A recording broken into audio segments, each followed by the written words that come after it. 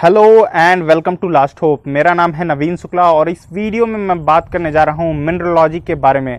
दोस्तों, अगर आप मुझसे सोशल मीडिया पर कनेक्ट करना चाहते हैं तो लिंक डिस्क्रिप्शन में दी हुई है। स्टार्ट।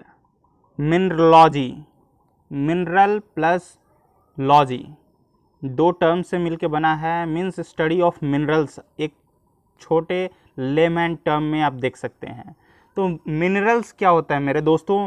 मिनरल्स आप बचपन से पढ़ते आ रहे होंगे कि minerals are naturally occurring substance, naturally occurring homogeneous substance under the earth due to chemical reactions having less और more definite chemical compositions and definite atomic structure. क्या होता है? मिनरल्स एक नेचुरली अकरिंग सब्सटेंस होते हैं, होमोजीनियस इन नेचर होते हैं, जो कि केमिकल रिएक्शन की वजह से धरती के अंदर पाए जाते हैं। Example biotite, muscovite, hematite, feldspar etcetera and etcetera. अब टाइप्स ऑफ मिनरल्स क्या होते हैं? तो मिनरल्स बेसिकली दो टाइप्स के होते हैं। पहला एक होता है रॉक फॉर्मिंग मिनरल्स और दूसरा ओर फॉर्मिंग मिनरल्स। मैं मिनरल्स के बारे में और डिटेल में नहीं जा सकता क्योंकि पहले से शक्ति सर द्वारा यह बेसिक बताई गई है।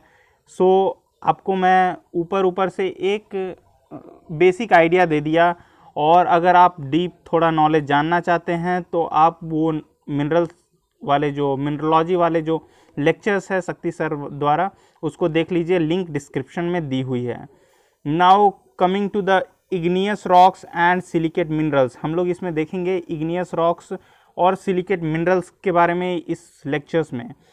पहले मैग्मा और इग्नियस रॉक क्या होता है कि इग्नियस रॉक एंड मैग्मा जो है, मिनरल्स फॉर्म फ्रॉम मैग्मा। जितना भी इग्नियस रॉक होता है और मिनरल्स होता है वो किससे बनता है? मैग्मा से बनता है।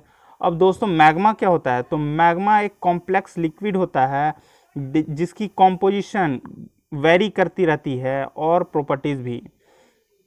इसकी जो टेम्परेचर होती है लगभग 1400 डिग्री सेल्सियस तक होती है and often originate at the depth of 50 to 200 kilometre. क्या होता है कि मैग्मा एक कॉम्प्लेक्स लिक्विड है जो कि जिसका कंपोजिशन वेरी करते रहता है, मीन्स फिक्स कोई कंपोजिशन नहीं है कि आप बता सकते हैं कि पर्टिकुलर यही कंपोजिशन किसी मिनरल्स की है और वो मैग्मा है। तो ऐसा नहीं, मैग्मा कोई भी कंपोजिशन की हो सकती है जिसकी जो टेम्परेचर होगी 1400 डिग्री सेल्सियस होगी। ऑलमोस्ट इससे कम हो सकती है, ज़्यादा भी हो सकती है, बट मीन्स इतनी टेम्परेचर हो सकती है। ऑफन ओरिजिनेट, ये 50 से 200 किलोमीटर डेप्थ में ओरिजिनेट करते हैं। ठीक, they may be partially crystalline containing crystals of high temperature minerals such as leucite, olivine and क्लाइनोपायरेक्सिन।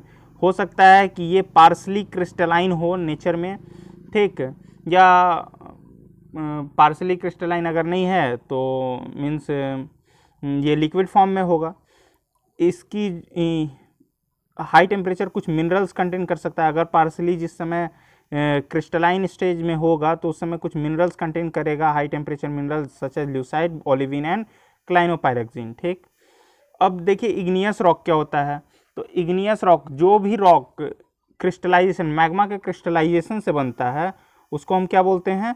Igneous rock बोलते हैं। इनको प्राइमरी रॉक भी बोलते हैं क्योंकि इनसे पहले कोई इस टाइप का रॉक नहीं होता है कि जहाँ मतलब बोला जाता है। बेसिकली देखें तो यह पहले वैसे रॉक होते हैं जो कि मैग्मा से ओरिजिनेट होते हैं। ठीक, अब इग्नियस रॉक भी कितने टाइप के होते हैं? तो बेसिकली 2 टाइप्स के होते हैं। होता क्या है दोस्तों कि जब भी मैग्मा होता है वो लेस डेंस होता है, तो लेस डेंस के कारण, इसकी डेंसिटी कम होने के कारण ये क्या होती है कि जब भी वेंट या फीसस को देखता है तो उसके थ्रू बाहर निकलने की कोशिश करता है, बट कुछ इसमें सक्सेसफुल होते हैं और कुछ अनसक्सेसफुल रह जाते हैं। तो जो सक्सेसफुल होते हैं मीन्स सरफेस तक पहुंच जाते हैं उनको हम क्या बोलते हैं? Extrusive igneous rock. और जो सरफेस तक नहीं पहुंच पाते हैं, एनी हाउ सरफेस के नीचे ही दब जाते हैं, उनको हम इंट्रूसिव इग्नियस रॉक कहते हैं। अब इंट्रूसिव इग्नियस रॉक भी 2 टाइप के होते हैं, एक प्लूटोनिक और दूसरा हिप्पाबैसल। तो प्लूटोनिक किसको कहेंगे? तो प्लूटोनिक कहेंगे जो डीप सीटेड होते हैं, और जो बीच बीच में रह जाते हैं, मीन्स सरफेस से नीचे रहेंगे बट ज़्यादा डीप में भी नहीं रहेंगे, उनको हम हिप्पाबैसल कहेंगे। अब एक्सट्रूसिव रॉक को हम वोल्केनिक कहते हैं, but generally all extrusive rocks are not volcanic, but इनको लेमन टर्म में वोल्केनिक कहा जाता है। ठीक, अब types of igneous rock. Igneous rock कितने टाइप्स के हैं? तो दोस्तों इग्नियस रॉक जो है ना वो बेसिकली तो दो टाइप का ही होता है, मैफिक और फेल्सिक। मैफिक और फेल्सिक। मैफिक किसको कहेंगे? तो मैफिक हम कहेंगे दोस्तों उन इग्नियस रॉक को जिनमें सिलिका का परसेंटेज क्या होगा, लेस देन 55% होगा, और जिसमें सिलिका का परसेंटेज जो होगा ग्रेटर देन 65% होगा, वो उसको फेल्सिक कहेंगे या सिलिसिक कहेंगे। ओके, बट कुछ लोग इसके लिए अलग अलग टर्म यूज़ करते हैं, जैसे एसिडिक यूज़ करते हैं, इंटरमीडिएट, बेसिक, अल्ट्रा बेसिक। तो इसको समझ लीजिए क्या है कि acidic, silica percentage greater than 65% acidic कहा जाता है। तो यहाँ देखिए silica percentage greater than 65% felsic है, मीन्स फेल्सिक रॉक को हम क्या कहेंगे, एसिडिक रॉक भी कहते हैं। ठीक, अब दूसरा देखिए क्या है कि यहाँ जो बेसिक रॉक है इसमें क्या है, सिलिका का परसेंटेज है 45 to 55%। आप देख रहे हैं, मतलब कि 55% से कम है तो उसको बेसिक कह रहे हैं, और 45% से कम है तो उसको अल्ट्रा बेसिक कह रहे हैं। तो यहाँ देखिए जो मैफिक है उसका परसेंटेज कितना है, सिलिका का 55% से कम है, मीन्स क्या कहेंगे हम, मैफिक उनको कहेंगे, किनको, बेसिक और अल्ट्रा बेसिक रॉक को हम मैफिक कहेंगे। ओके, और इंटरमीडिएट क्या होता है, मैफिक और मैफिक और फेल्सिक के बीच वाले जो इग्नियस रॉक होते हैं उनको हम क्या कहेंगे, इंटरमीडिएट रॉक कहेंगे। अब जो एसिडिक रॉक होते हैं या मीन्स फेल्सिक रॉक होते हैं उसमें एसआई मीन्स सिलिका और एल्युमिनियम की परसेंटेज ज़्यादा होती है, मीन्स ये सिलिका एंड एल्युमिनियम रिच होते हैं। ठीक, और जो बेसिक होते हैं, जो मैफिक मिनरल्स होते हैं, मैफिक इग्नियस रॉक आप कह सकते हैं, तो उसमें मैग्नीशियम और आयरन की जो परसेंटेज होती है वो ज़्यादा होती है। ठीक, coming next to Bowen reaction series. दोस्तों बोवेन रिएक्शन सीरीज इस लेक्चर का सबसे मोस्ट इम्पॉर्टेंट टॉपिक है। यह एनएल बोवेन द्वारा 1950 में एक मॉडल तैयार किया गया था, basically for the equilibrium phase. Magma जब इक्विलिब्रियम फेज में क्रिस्टलाइज करना चालू करता है उसके लिए दिया गया था। दोस्तों होता क्या है, बेसिकली इसमें दो सीरीज होती है, एक लेफ्ट हैंड साइड में आप देख रहे हैं, दूसरी राइट हैंड साइड में। लेफ्ट हैंड साइड में जो है वो डिसकंटिन्यूअस सीरीज है and on the right hand side it's continuous series.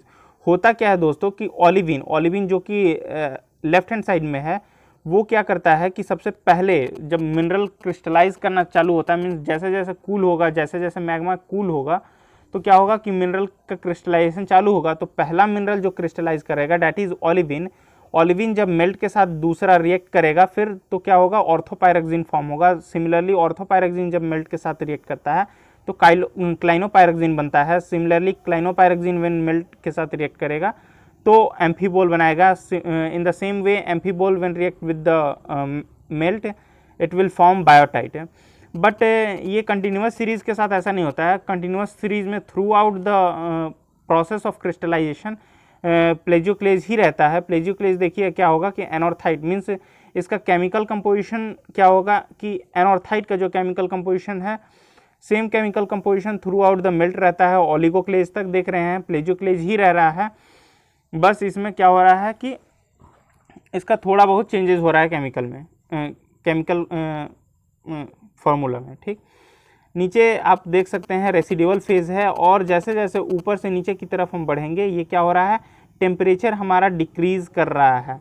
आप देख सकते हैं टेम्परेचर क्या हो रहा है, हमारा डिक्रीज कर रहा है। ठीक दोस्तों, होता क्या है कि जब हम ओलिविन या एनॉर्थाइट की तरफ से means from the top to bottom जैसे ही आएंगे तो ऊपर में टॉप में हमको क्या मिलेगा, टॉप में मिलेगा हमको मैफिक मिनरल्स, और नीचे जैसे जैसे हम आएंगे हमको क्या मिलेगा, फेल्सिक मिनरल्स मिलेगा। मतलब क्या है दोस्तों कि जैसे ही हम ओलिविन की तरफ रहेंगे या एनॉर्थाइट की तरफ रहेंगे तो वो सिलिका डिफिशिएंट रहेगा, बट जैसे जैसे हम नीचे आएंगे अल्कली फेलिस्पा, मस्कोवाइट, क्वार्ट्ज की तरफ तो हमारा क्या होगा, सिलिका सफिशिएंट होगा, मीन्स सिलिका की परसेंटेज बढ़ जाएगी, सिलिका की परसेंटेज ज़्यादा रहेगी।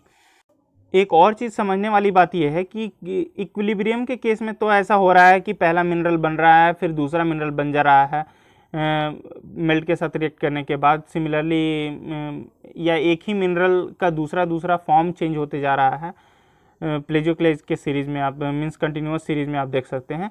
बट कभी आपने सोचा है कि अगर ये डिसकंटिन्यूअस होती, मीन्स डिसइक्विलिब्रियम फेज में होती, तो क्या होता है? तो डिसइक्विलिब्रियम फेज में क्या होता है कि पहला मिनरल जब बना दोस्तों, सपोज ओलिविन बना, ठीक है, तो क्या होगा कि ओलिविन के बनने के बाद समहाउ क्या होगा, ये जो पहला मिनरल जो क्रिस्टलाइज करेगा कैसे भी एनी हाउ क्या होगा कि ये मेल्ट से अलग हो जाएगा।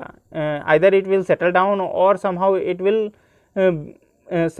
Will be get separated from the melt, यही होता है। तो क्या होगा कि पहले सपोज एक मिनरल बना ओलिविन बन गया, उसके बाद क्या हुआ, मेल्ट बचा हुआ है, मेल्ट फिर इसके ऊपर क्रिस्टलाइज करेगा, फिर ये क्रिस्टलाइज करने के बाद फिर मेल्ट बचा हुआ है तो उसके ऊपर क्रिस्टलाइज करेगा लाइकवाइज। तो इससे क्या होगा ना कि जोनिंग डेवलप करता है। तो मीन्स जोनिंग किस केस में डेवलप करेगा, तो डिसइक्विलिब्रियम केस में जोनिंग बनता है। आशा करता हूँ कि इस वीडियो में आपको काफ़ी कुछ सीखने को मिला होगा। Thanks for listening and as always God bless you all.